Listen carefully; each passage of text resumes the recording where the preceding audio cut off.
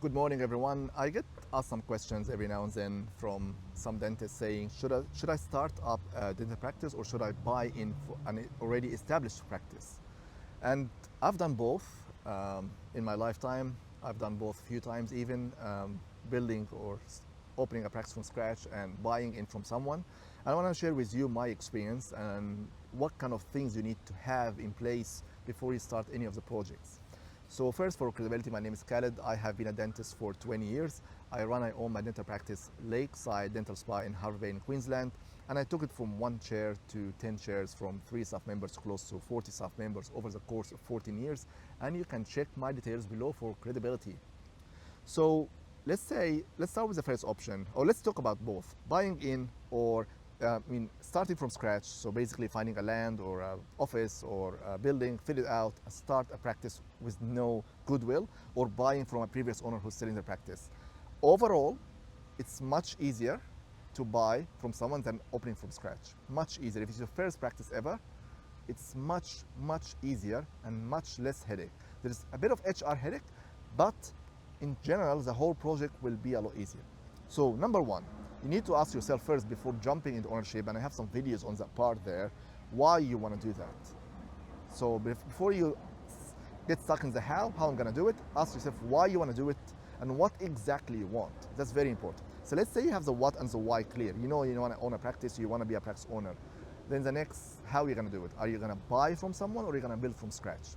Build them from scratch or finding a premises. My advice to you, number one, you need to have a banker in your team. So have a good relationship with a banker, a broker, someone who can find loans and secure loans for you. And they need to understand your limit. So they need to understand how much you'll be able to get from the bank. And this will determine whether you can really find a shop and lease it and just fit it out, or buy a land and build your own practice, or get a freehold of a whole premises. It depends on your financial situation and your limits of taking loans. My advice is to avoid opening a shopping center or leasing. Try to have a freehold. Try to own your own building. Try to own your own land. Number one, you will spend a lot of money on fit out. You'll spend a lot of effort on the fit out. Last thing you want to do is be in a shopping center where there is a close. They might have to remove you and give you some compensation so you can relocate and refit again. There's a lot of investment in fit out. A land and a building is a good value to keep in your portfolio for long term. So owning your own premises for me is number one, if you can afford it, of course. So have a good banker, good broker. Have in your team a good designer or architect as well, someone who maybe specialize in more dental fit outs. So if you have in your mind exactly what you want to build, the shape of the building, then this architect can help you with the land. So you can show them the land, here's the land. They can structurally very quickly put a draft. Oh yeah, I don't think this land will fit. The shape of the land is not ideal for car park, entrance and exit. The building might not be suitable for what you're looking for. So have this person in your team. Of course, having a good accountant in your team is very important.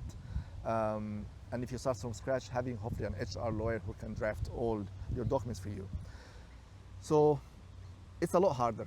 Building a project or fitting out, starting from scratch, building a whole new website, having marketing in place, having a good marketer, you're starting everything from scratch. It's a lot harder. You need to have some cash reserve. You need to, hopefully, my advice to you, don't start in a competitive area. Don't build or start practice in the city or close the city. Try to go a little bit more out of the city where the area it has a lot of needs. There's a long waiting list for dentists, and maybe you can bring new services to the area that the existing dentists are not offering. So if you're building a practice from scratch or starting a business from scratch, you're gonna make sure you have a bit of competitive advantage or a unique selling point compared to your competitor. So hopefully from day one you can be busy. So good accountant, good broker, good HR lawyer, good marketer. Try to build, if you can, find a land and build it out. If not, try to find a shop to lease, but have a good lease in place. So that's why you need a good commercial lawyer as well. And hopefully you will be busy from day one. Buying from someone is a lot easier because a lot of logistics already being done for you, whether HR, there's already staff in the practice, there's already a building approval, there's already a DA approval, there's already council approvals, there's car park approvals as well. There's patience from day one. You jump into this practice, there's already an income. You have an expectation of how the income is going to be from day one. The uncertainty of how much you'll earn is a little bit less. If it's a good practice with a good history, owner had it for 20 years, retiring, they're happy to stay with you for a year or two, that's always the ideal situation because you can take this practice and grow it.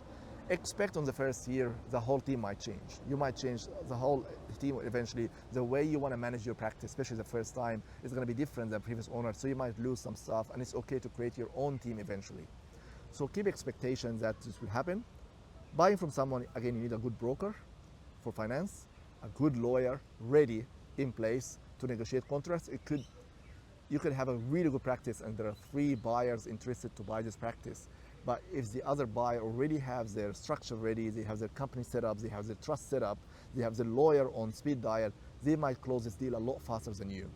So have a good lawyer, good commercial lawyer, set up your company ready, set up your trust ready, have your structure all ready, have your accountant on hold ready. So when you have a good practice, you can submit an offer, you don't waste a lot of time, you don't waste the owner's time, and you can jump in and snatch this practice before someone else. Good practice will be taken off the market very quick.